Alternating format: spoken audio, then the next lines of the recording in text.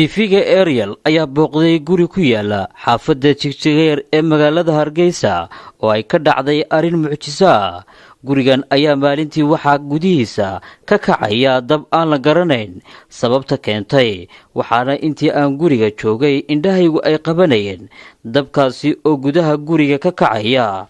haddaba si aan arintan la yaab kale faahfaahin ugu helo, waxaan waraystay hooyada gurigan. walaal waxay igu dhacday maalintii maxay ahayd iida ayaan guriga ka tagay.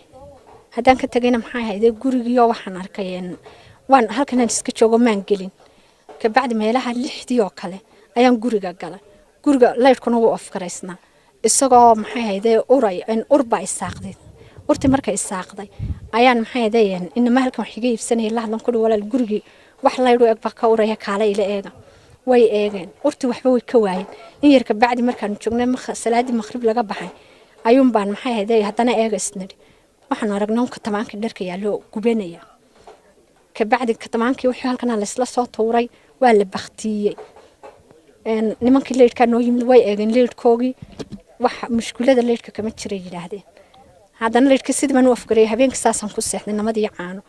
ka bacdi aroortii ay meelaha 9 oo kale dan dukaanka soo galay. dukaankeena baa ku iibsan macad ciyaalkaygu ila joogay.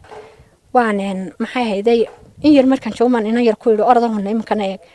inantii yaraydan baa aragtay isagoo gurigi ololaya. dharkii aan kala maray oo ololayan baan arkay. dharkii isagoo ololaya markaan aragnay rag baa ila joogay iyo inamaya hablo waa la baktiyay. halkana la soo dhigay. maalintii dambe haddana isagoo gogashii iyo furaashadii ololayan baan arkay. dawal aan mucjiso rabbaaniyon baan u arkaya. maantana 8 jeer ku ah inta maxay ahayd meeshu ololisay guuleys. imikana anoo ciyaalkaygi waxay dukaanka aanu wada joogno ayaan baan furaashka ololaya arkay. furaashka weyn. furaashkii halkan olol buu iga qabsaday. meelaan ka baxay waan waay. daata maxay ahayd ilaaha weyn waaxida inamada askarta ayaa igu soo yaacay isoo dhaafiyay ololka marka kana iga guban gaadhay maanta oo ilaahay sadaqa ku bixin. marka ummadda Nabi Maxamed waxaan ka codsanayaa masuubada inuu ilaahay ka nabad geliyo. waxyaabaha ugu badan ee guriga markuu gubanay waa maxay? waxa markii uu horeysay dharka odaygan baa gubanayay. laakiin ilaa shalay toole dharkii ubadka iyo wixii aan huwanaynay iyo waxaan goglanayna weeyaan. iyo shandadahaas soo raacay marka waa xilliga maad aragtay 9ka xilliyadaas weeyaan. xilliyada habeenkii guriga ma gubtaa? ma gubanayo kuma naan arag. habeenkii waa la nagu soo dul jeedaa. waana iska seexanaa anagu wax dhibana ma arkaan ragga nagu soo dul jeeda.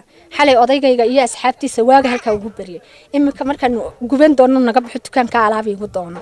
ka bacdi markuu yar naga sii socday waxaan aragnay urta dukaankan bay igu soo galsaano taagan.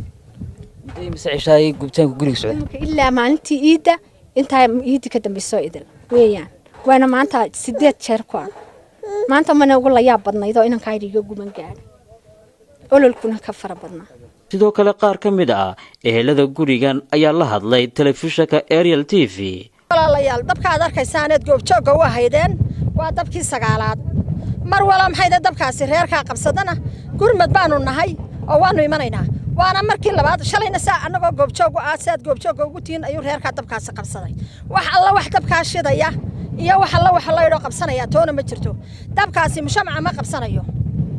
guriga kale ma qabsanayo. alaabta aan ka bilaamaya. waana maxay ahayd maalintii 9aad weeyaan. waana darkasano indhihiinaad ku arkaysaa. walaal masiibada meesha maxay ahayd ka taagan. muslimiintu ilaahay hanoo barido hanooga soo duceyso masaajidada iyo muslimiinta iyo culimadiinkuba. ilaahay hanoo soo bariyaan masiibada maxay meesha ka dhacaysay goobjooga u tiinaad arkaysaan. saadi ma ka arkaysaan idinku indhihiina ku arkaysaan. waxaan u maleynayaa waxaan inay jiyihiin ya saasoo kale dib wax dhacayeen. mar walba waxa loo leeyahay gurigan ciidiba ku jirin saad imika idinku indhihiina oo arkaysaan u taagantiin ayuun buu ololaya. tan waxa loo alla waa ka gubtay ya marka waxaan waa jinde waa sixir weeyaan waxan. marka mar haddaan ciidino dad wali kuma dhiman caruurtana imika ka qaaday waxaan u rarayaa gurigeyga baan u rarayaa. marka baloo eegi doonaa waxaan isagu dambeeyaan ya waana iska dhamaan doontaa insha Allah. inta la wada og yahay waa markii ugu horeysay oo arin mucjiso ah oo caynkan oo kale ay ka dhacdo guud ahaanba Soomaaliland. Cabdiqaadir Maxamed oo Xasan, Ariel TV, Hargeysa.